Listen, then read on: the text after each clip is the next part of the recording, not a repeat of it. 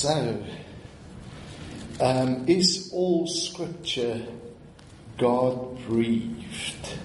So let's go back to what do we mean by the inspiration of Scripture. Now, there's a way in which we can understand the inspiration of all Scripture, in which God has orchestrated all of these Scriptures, their recording, etc., for our benefit, even the parts of Scriptures that lies about them.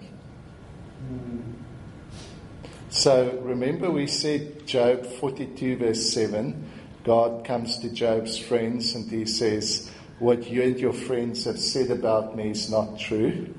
Remember that? And so there's 42 chapters of conversation, things said about God that God later says is not true.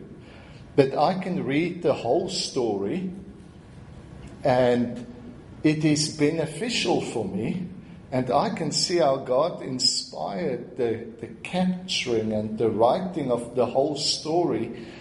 Even the conversation that he says made him mad because it's lies.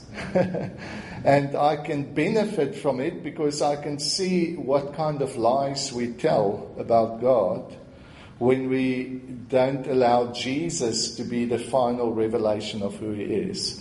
Does that make sense? And so in those terms I can, because the alternative of how we've understood the inspiration of Scripture is God has inspired every sentence, every word, and it's every bit is what he thinks. No, that I don't believe is the truth, and I can give you so many examples of why that's not so.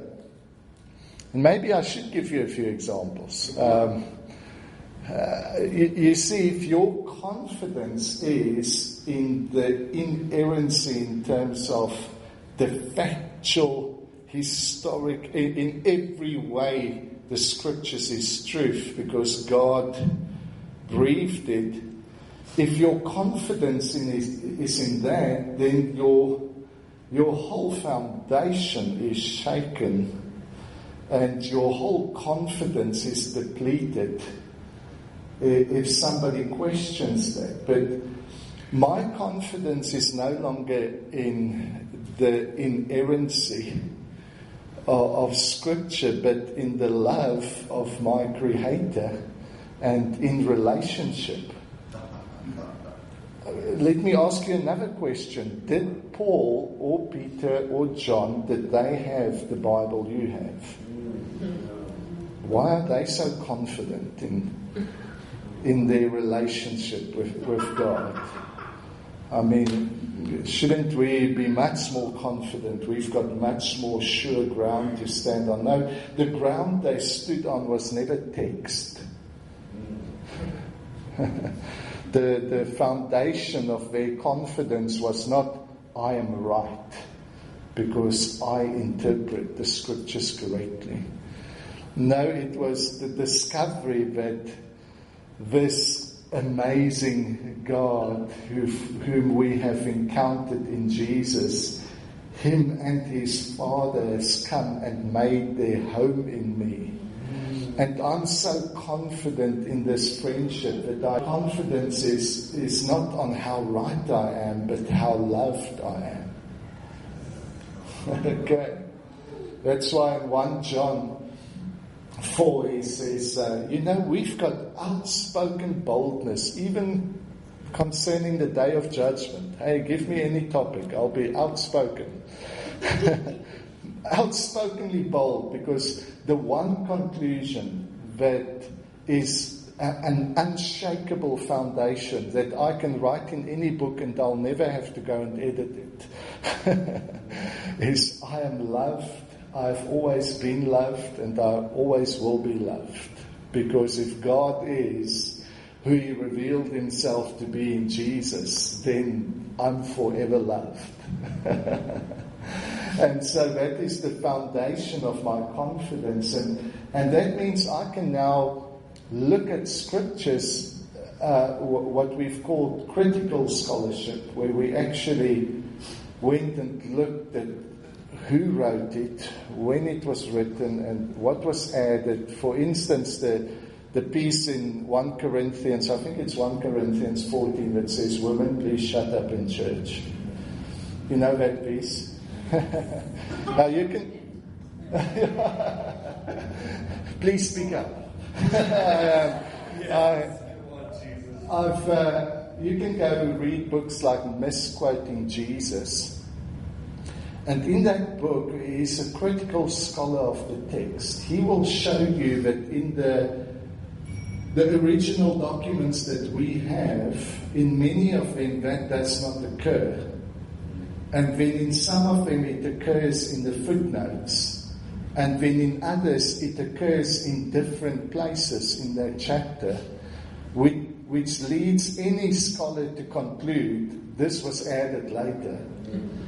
You know, when it became, the very reason why women speaking in the church was a bit controversial is because it was allowed for the first time in Christian churches, that there's no longer slave nor free nor male nor female. This revelation of identity has just totally wrecked our idea of society and relationships, and this is why it becomes a hot topic.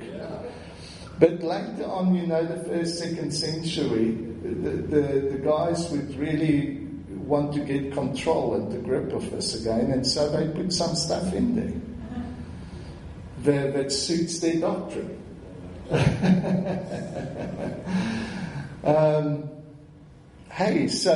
So you know, I can look at that, and for me to say that about the scripture doesn't threaten my security, doesn't make me more unsure about what I believe. It just makes me more sure, because, you know, I'm finding out that this God of love is really who He has confirmed to my heart He is. And if my heart is kind of in my head, then I need to change my head.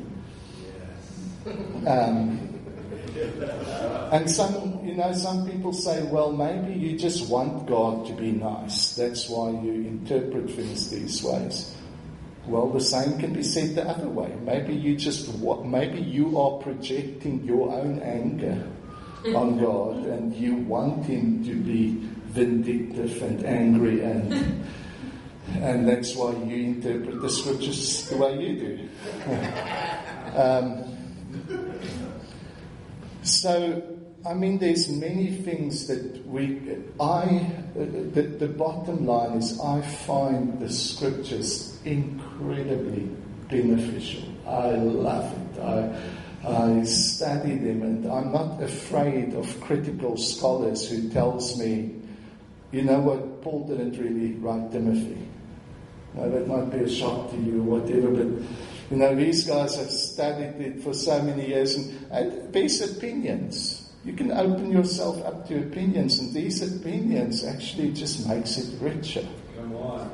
So let me give you an example with Timothy.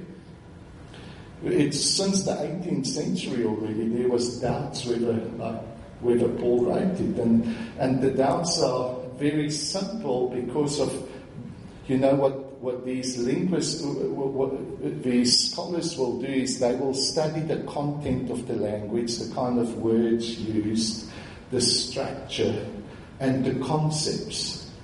And both the kind of words used, the kind of concepts given, and the structure in which it's written is different from the words Paul uses in the letters that we know Paul wrote. The structure and the concepts. So let me deal with concepts. In the church of the Corinthians, there was huge issues in that church. You know, there was really bad problems. Sexual immorality that was not even mentioned amongst the Gentiles. People suing one another. Real issues. Paul writes to this church, and he doesn't write to the leaders. He just writes to the whole church. Why? The simple answer is they had no leaders.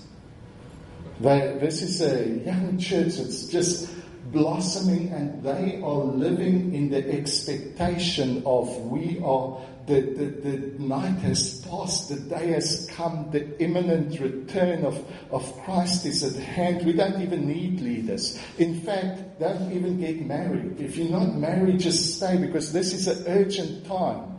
Just focus all your energies on this message. Focus everything you are on this relationship. Don't bother about getting married. Don't bother about leaders. Just, if there's a problem, let's just work through this quickly and get back to what it's about. So that's the content of the letter of Corinthians. I mean, don't bother about marriage. Just focus on this word. And we don't address leaders because there are none, because it's too cumbersome. We're a community that's just surviving in the vibrancy of this relationship until the fullness of what we're seeing explodes. And so they believe that Timothy was written in the 2nd century, when it dawned on people that, and there were many forgeries in other people's names that were rejected. But in the 2nd century, kind of when they realized that, okay, the imminent return of Christ must mean something different. And now suddenly marriage is mandatory. If you want to be a leader in the church, you've got to be married. And the only way for women to be saved is to be quiet, pregnant, and in the kitchen. That's kind of, what Timothy says, that you need to, through childbearing, you can attain your salvation. And he addresses the bishops. Suddenly there's a whole structure of leadership. And if we look at the letter critically in history, that only happened in the 2nd century of Christianity. So that might be a bit of a shock for you, and I'm sorry I'm putting that onto you. I was just as shocked when I started reading these things. But, it's just an opinion. Truth is not challenged. If you don't agree with me, I don't really care. You don't have to. And you can read it in the expectation that every word is inspired and was written by Paul. That's fine. I'm not scared or trying to defend this truth, because the truth I've discovered is not a doctrine that makes me right. It's a person that makes me loved. You see, and so I've got nothing to defend. And truth is not afraid of confrontation. I mean, if truth is truth, you can throw whatever contradiction to it, it's still going to stand. So if what you believe concerning the inerrancy of Scripture is right, then you should be able to hear these contradictions and say, oh, well, I know better. There's other explanations. Now, obviously, people have found for all the contradictions many explanations. I enjoy the guy that I read, Bob Erdman, who does critical scholarship of the Scriptures. And he's done a book, Misquoting Jesus, which really just goes into the detail of where we do our interpretation from, how the books were brought together. And often we have the idea, okay, maybe the translations aren't inspired, but the original Greek and Hebrew is inspired. Now, the problem with that is that it gives the people the impression that there are originals. And the fact is, there aren't. What we refer to as originals are copies of copies of copies of copies of what we think was original. So there aren't originals. And so, hey, again, I love the Scriptures. I think God has preserved in it exactly what He had to preserve to awaken truth and to speak to me, and to that's why I enjoy it. I enjoy studying it. But even if, like Paul or Peter or John, we did not have the Scriptures, do you think God's going to feel threatened in His relationship with you? He wants you to just discover Him in you.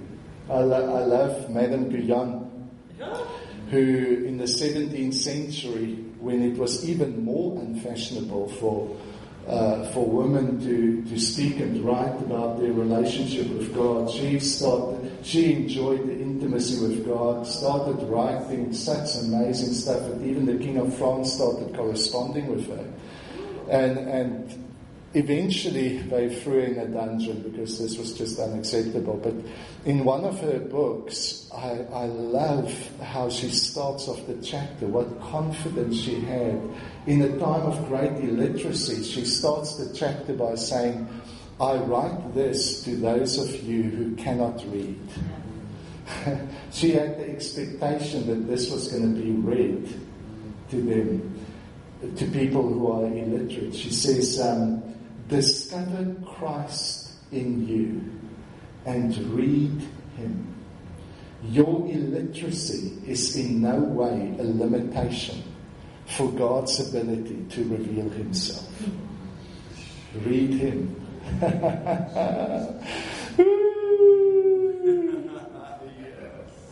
I love the scriptures, but I'm so thankful that is not the basis of my confidence.